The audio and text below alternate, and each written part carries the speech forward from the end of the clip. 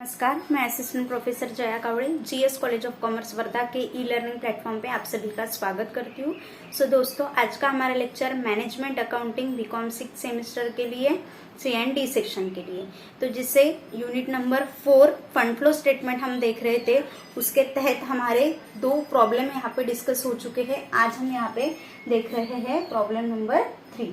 तो प्रॉब्लम की लिंक आपको डिस्क्रिप्शन बॉक्स में दी गई है। डिस्क्रिप्शन बॉक्स में से लिंक ओपन करके आपको कॉपी में क्वेश्चन नोट डाउन करना है और सॉल्यूशन के लिए आगे वीडियो देखना है।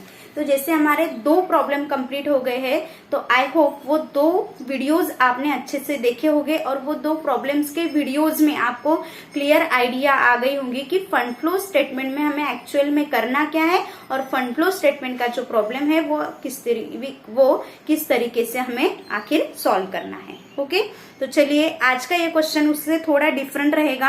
अब इसमें डिफरेंस क्या है वो क्वेश्चन पढ़ने के बाद ही पता चलेगा। तो क्वेश्चन मैं आपको समझा के दूंगी, देन उसका सॉल्यूशन हम देखेंगे। तो prepare a statement showing application and source of fund during the year 2018। 2018 के 18 ईयर में हमें जो एक स्टेटमेंट हमें शो करना है एप्लीकेशन एंड सोर्स। ओके, तो यहाँ पे देखिए बैलेंस शीट हमें गिवन है 1 जनवरी 2018 की और 31 जनवरी 2018 की। अब आप कहेंगे दोनों तो 18 की ही है, तो वैसा नहीं है। जो 1 जनवरी 18 की है वो लास्ट ईयर की, मतलब 31 दिसंबर 17 की है। ओके, और जो करंट ईयर की है वो है 31 दिसंबर 2018 की। तो प्रीवियस ईयर 2017 और 2018 की बैलेंस शीट हमारे पास है। Fix asset, investment, current asset, discount on debenture, ये असेट्स है। असेट में देखिए डिस्काउंट ऑन डिबेंचर एक नया पार्ट आया है, नई असेट्स है हमारे पास। उसका क्या करेंगे आगे देखते हैं। लायबिलिटीज है share capital, debenture, general reserve, profit and loss account, depreciation reserve. अब देखिए जो 2 प्रॉब्लम हमारे हो चुके हैं उसमें कहीं पे भी डेप्रिसिएशन रिजर्व नहीं आया है। इस प्रॉब्लम में हमें डेप्रिसिएशन रिजर्व गिवन है, उसके बाद प्रोविजन फॉर डाउटफुल डेप्ट, करंट लायबिलिटीज। क्लियर। अब एडिशनल इन्फॉर्मेशन देखिए, एडिशनल इन्फॉर्मेशन एक ही दी है लेकिन शॉर्ट बट स्वीट है। उसमें क्या दिया है, during the year a dividend at the rate 15% was paid for 2018।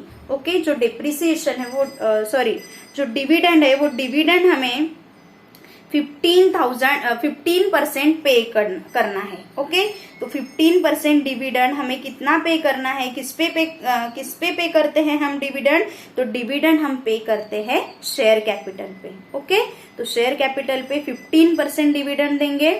Then उसके बाद देखिए एन असेट कॉस्टिंग ₹40,000 ब्रैकेट में दिया है, depreciation provided ₹17,000 was sold for ₹25,000। Okay, एक ऐसी असेट्स है जिसकी कॉस्ट है 14,000। ओके, जिसकी कॉस्ट है 14,000, उसमें से जो 40,000 कॉस्ट वाली जो असेट है हमारी वो हमने बेची है ₹27,000 को।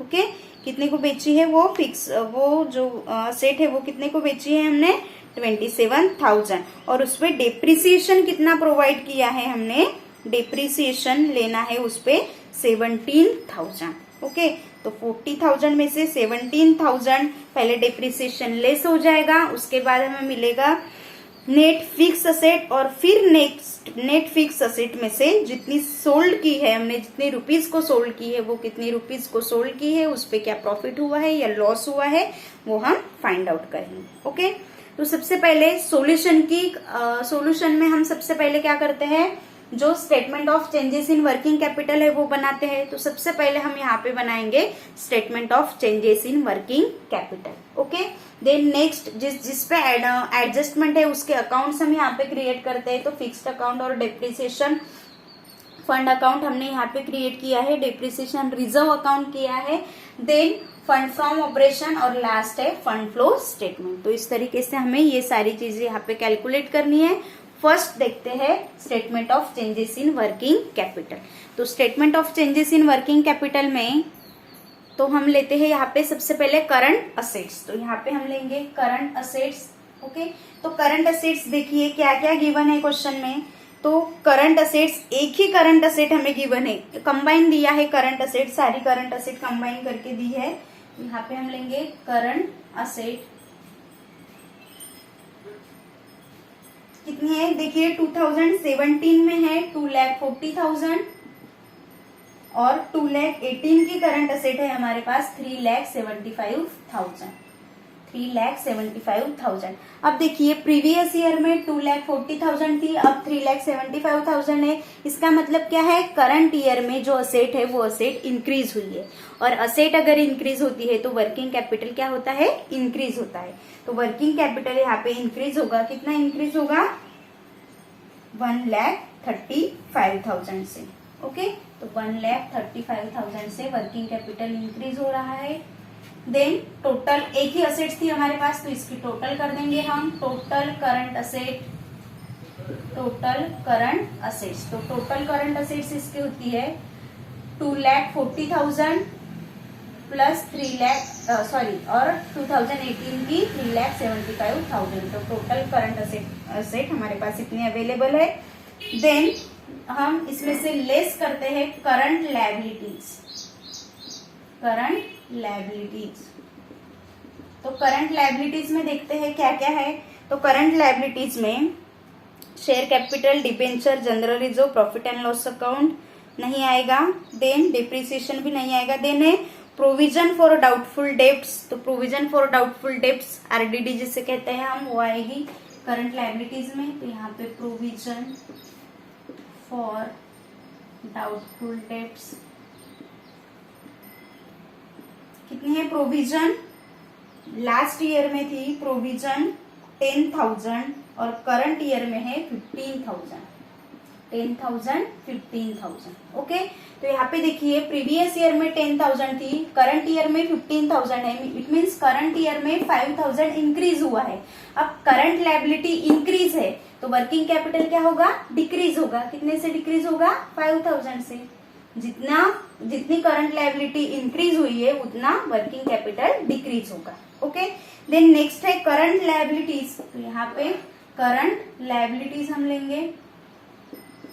तो करंट लायबिलिटीज देखिए कौन कौन सी है, कितनी है करंट लायबिलिटीज, 75,000 करंट लायबिलिटीज है 75,000 और 1,10,000।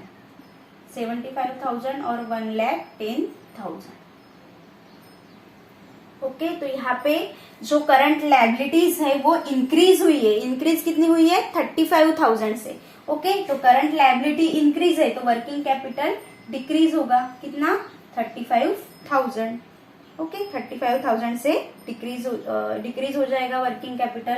अब हो गए सारे करंट लायबिलिटी, इसकी टोटल कर देंगे। Total current liabilities,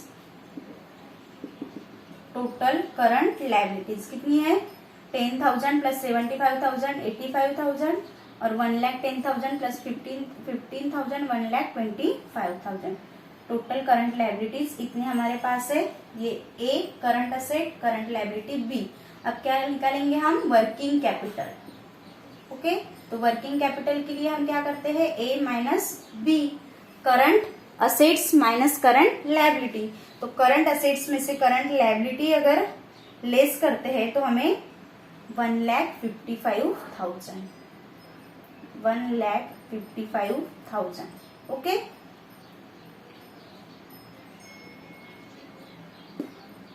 $1,55,000 working capital 2017 का है। अब 18 का देखते हैं। 3,75,000 में से 1,25,000 गए तो यहाँ पे 50,000, 2,50,000 कितना आता है, 2,50,000।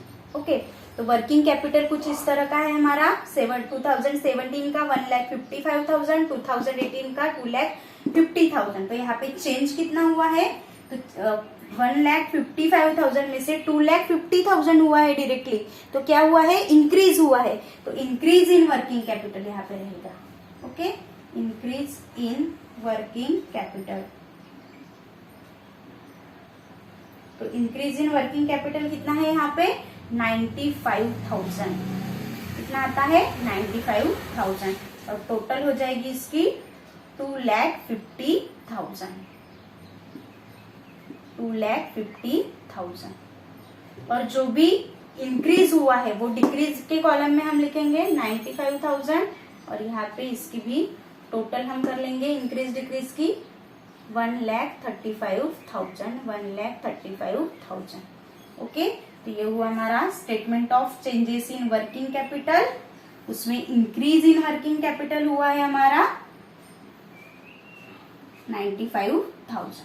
ओके, अब नेक्स्ट देखते हैं। अब एडजस्टमेंट जिसपे दिए हैं वो एडजस्टमेंट पहले कर लेते हैं और वो अकाउंट्स पहले बना लेते हैं। तो सबसे पहले दिया था during the year a dividend at the rate ₹15% was paid. तो जो करंट ईयर का जो शेयर कैपिटल रहेगा, अब देखिए शेयर कैपिटल कितना है, प्रीवियस ईयर का 3 लाख था, करंट ईयर का 3,40,000 है। इसका मतलब क्या है, करंट ईयर में हमने शेयर्स इशू किए हैं। ओके, शेयर्स जो है वो शेयर्स इशू किए हैं 40,000 के, तभी तो हमारा शेयर कैपिटल 3,40,000 हुआ है। ओके, तो हम जब डिविडेंड देंगे तो डिविडेंड किस पे देते हैं, पेड अप शेयर कैपिटल पे। तो paid up share capital current year का कितना है हमारा 3,40,000। तो यहाँ पे जो डिविडेंड हम देंगे during the year at the rate ₹15% was paid for 2018। तो 2018 के लिए 15% हमें लेना है 3,40,000 के। ओके, तो 3,40,000 के 15% अगर लेते हैं तो वो होता है 51,000। तो यहाँ पे डिविडेंड पे करेंगे तो जो हमारे पास से जो फंड है वो फंड आउटफ्लो होगा, और फंड आउटफ्लो होता है तो फंड फ्लो स्टेटमेंट के एप्लीकेशन साइड पे जाता है। तो यहाँ पे एप्लीकेशन साइड में हम लेंगे डिविडेंड पेड।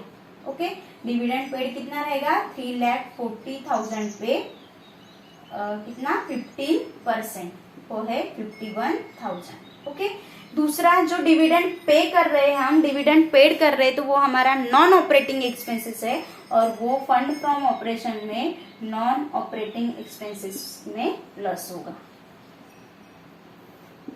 क्या है, डिविडेंड पेड कितना है 51,000। फर्स्ट एडजस्टमेंट हो गई। अब सेकंड, एन असेट कॉस्टिंग ₹40,000 जिसपे डिप्रिसिएशन है 17,000 was sold during the year ₹25,000। तो सबसे पहले असेट देखते हैं। अब असेट कहाँ है, तो फिक्स असेट ही होगी क्योंकि करंट असेट तो हमने स्टेटमेंट में लिए हैं। ओके, तो यहाँ पे जो फिक्स असेट है वो फिक्स असेट का हम बैलेंस लिख लेते हैं, ओपनिंग बैलेंस, क्लोजिंग बैलेंस। तो यहाँ पे बैलेंस देखिए, फिक्स असेट का ओपनिंग बैलेंस है 5,10,000। तो ओपनिंग बैलेंस डेबिट साइड में 5,10,000। देन उसका क्लोजिंग बैलेंस है 6,20,000। Closing balance 6,20,000। ओके, अब देखिए ओपनिंग बैलेंस क्लोजिंग बैलेंस हो गया। अब जो हमने उस पे डेप्रिसिएशन कितना है 17,000। ओके, तो डेप्रिसिएशन चार्ज करेंगे। तो डेप्रिसिएशन जब हम चार्ज करेंगे तो उसकी एंट्री क्या होगी, वैसे तो हम एंट्री क्या करते हैं, depreciation account debit to asset account. Okay, but यहाँ पे हमें डेप्रिसिएशन असेट में से लेस नहीं करना है क्योंकि यहाँ पे सेपरेटली डेप्रिसिएशन रिजर्व वहां पे क्रिएट है। ओके, तो इसलिए हमने डेप्रिसिएशन फंड और डेप्रिसिएशन रिजर्व अकाउंट क्रिएट किए हैं। इसलिए यहाँ पे जो डेप्रिसिएशन है वो फिक्स असेट में से हम लेस तो करेंगे, लेकिन उसका डायरेक्टली इफेक्ट वहां पे न करते हुए हम क्या करेंगे, जो डेप्रिसिएशन है वो फिक्स असेट के क्रेडिट में और डेप्रिसिएशन फंड के डेबिट में लेंगे। ओके, तो यहाँ पे डेप्रिसिएशन, तो डेप्रिसिएशन कितना है 17,000। ओके, डेप्रिसिएशन अकाउंट कितना है 17,000। देन वो 17,000 उस पर डेप्रिसिएशन चार्ज करने के बाद वो जो असेट है वो असेट हमने सेल की है 25,000 में। ओके, कितने में सेल की है वो असेट 25,000 में वो असेट सेल की है। तो उसकी एंट्री क्या बनेगी, bank account debit to fix asset account. यहाँ पे फिक्स असेट अकाउंट के क्रेडिट साइड में बैंक अकाउंट के नाम से कितने में सेल की है 25,000 में। ओके, अब असेट कितने की थी 40,000 की, उसमें से लेस कितना हुआ 17,000 डेप्रिसिएशन गया। अब उसकी कॉस्ट कितनी रही 23,000। ओके, 23,000 उसकी कॉस्ट थी। और वो जो बेची कितने में, 25,000 में। ओके, तो यहाँ पे हमें प्रॉफिट हुआ है 2,000, और ये जो प्रॉफिट है ये हमारा नॉन ऑपरेटिंग प्रॉफिट है, profit on sale of fix asset. तो ये जो प्रॉफिट है वो हमें एक्चुअल में लेना कितना था, 23,000, लेकिन 25,000 हमने यहाँ पे लिए है, तो इसमें से जो प्रॉफिट है वो लेस कर देंगे। तो यहाँ पे profit and loss account, profit and loss account कितना आएगा, 2,000। ओके, अब बैलेंसिंग करेंगे। बैलेंसिंग करने के बाद यहाँ पे देखिए डेबिट ज्यादा है कि क्रेडिट ज्यादा है वो देखना पड़ेगा। क्रेडिट की टोटल यहाँ पे ज्यादा है 62 प्लस 25 प्लस 17,000, तो यहाँ पे आता है 6,62,000, 6 लाख, सॉरी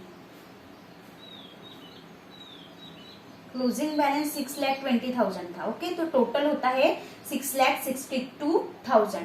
तो 6,62,000 में से 5,10,000 प्लस 2,000 इट मीन्स 5,12,000 अगर लेस करते हैं तो यहाँ पे बैलेंस आता है 1,50,000। और ये जो 1,50,000 है ये है fix asset purchase during the year. तो इसे हम लिखेंगे बैंक अकाउंट के नाम से, और ब्रैकेट में इसे लिखेंगे हम परचेज। ओके, और टोटल हो जाएगी इसकी 6,62,000। तो यहाँ पे करंट ईयर में हमने असेट परचेज की है 1,50,000। बैलेंसिंग फिगर से ये अमाउंट हमारे पास आई है। ओके, तो जो असेट हमने परचेज की, अब देखिए असेट हमने परचेज की है तो जो फंड है वो आउटफ्लो हुआ है, और फंड आउटफ्लो होता है तो फंड फ्लो स्टेटमेंट के क्रेडिट में जाता है। तो यहाँ पे हम फिक्स असेट परचेज लिखेंगे। फिक्स असेट परचेज कितना है, 1,50,000। ओके, दूसरा जो फिक्स असेट है वो 25,000 की सोल्ड की है हमने। तो जो असेट सोल्ड की है उससे हमें फंड जनरेट हुआ है, तो फंड हमारे पास आया या फंड जनरेट हुआ, तो यहाँ पे हम लिखेंगे fix asset sold, fixed asset sold. Okay, कितने में सोल्ड की है, 25,000 में, तो हमारे पास जो है फंड आया 25,000। ओके, देन उसके बाद जो यहाँ पे प्रॉफिट हुआ है, ओके, जो प्रॉफिट हुआ है 2,000, वो क्या है हमारा नॉन ऑपरेटिंग प्रॉफिट है। और नॉन ऑपरेटिंग प्रॉफिट हम कहाँ पे लेते हैं, नॉन ऑपरेटिंग इनकम में। तो यहाँ पे नॉन ऑपरेटिंग इनकम में क्या है, profit on sale of fix asset, profit on sale of fixed asset कितना है, 2,000 लेस होगा। Okay, profit on sale of fix asset 2,000। Then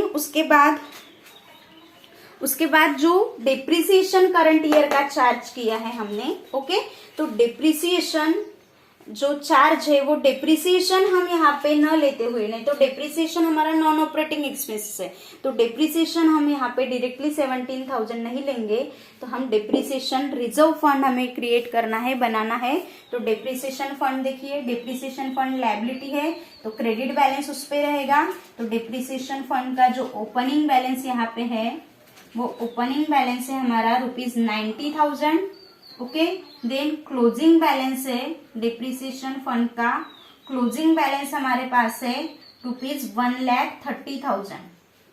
okay, current year में डिप्रिसिएशन कितना चार्ज किया है, 17,000। ओके, तो करंट ईयर में जो डिप्रिसिएशन चार्ज किया है तो एंट्री क्या होगी उसकी, depreciation fund account debit to depreciation. तो यहाँ पे डिप्रिसिएशन फंड अकाउंट में डिप्रिसिएशन के नाम से हम लिखेंगे डिप्रिसिएशन अकाउंट। ओके,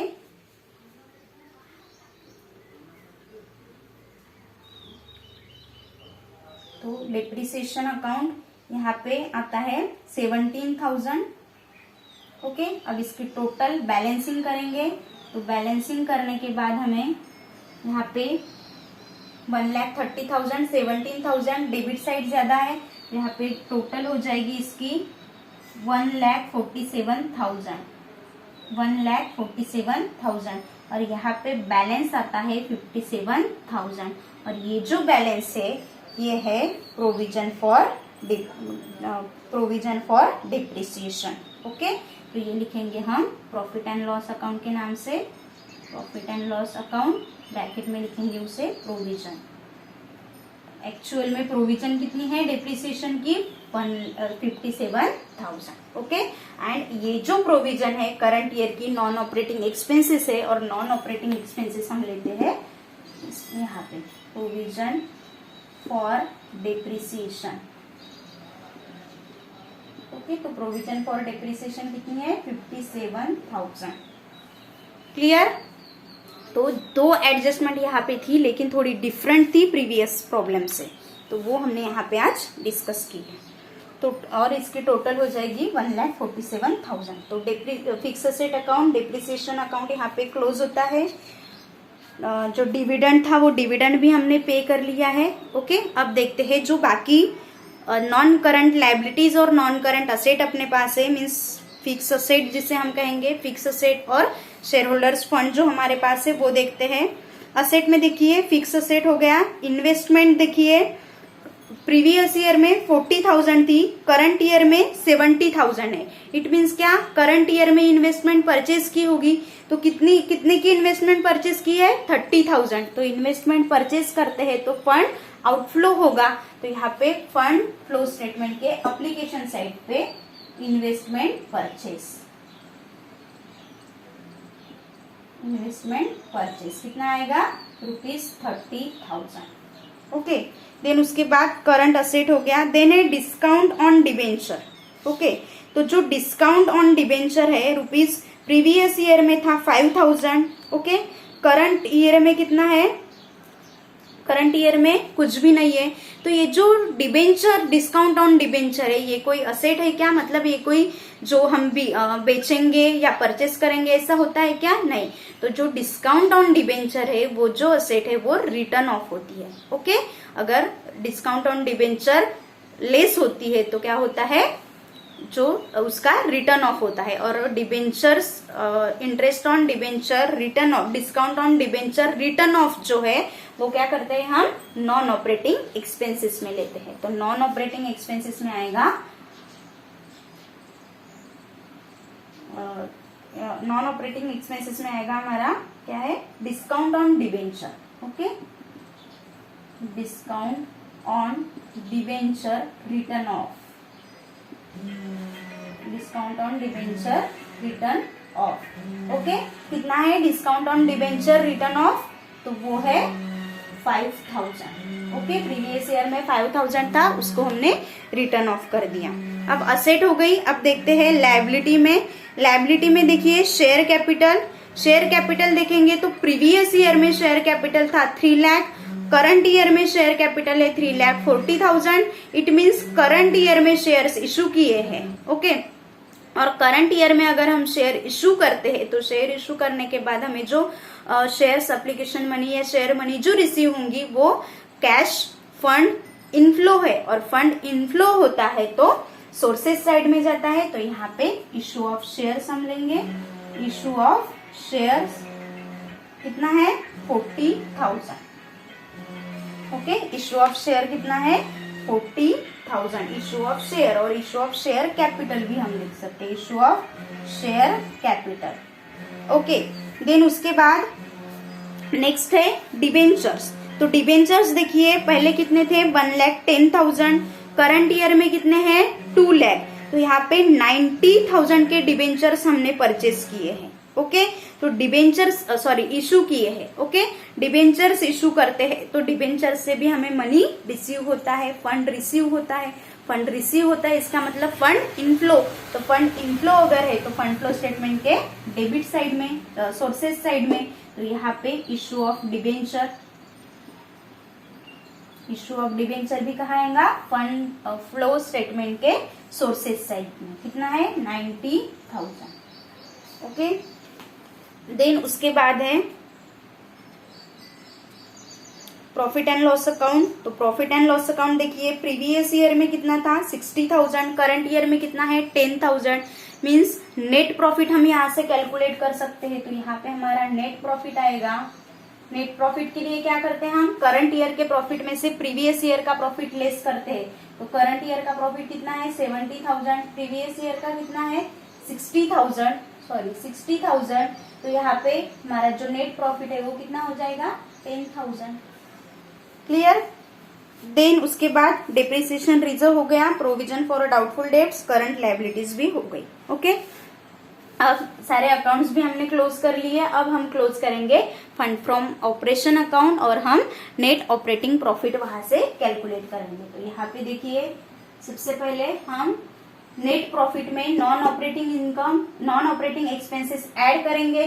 तो नॉन ऑपरेटिंग एक्सपेंसेस ऐड करने के बाद 10,000 प्लस 51,000 प्लस 57,000 प्लस 5,000, तो यहाँ पे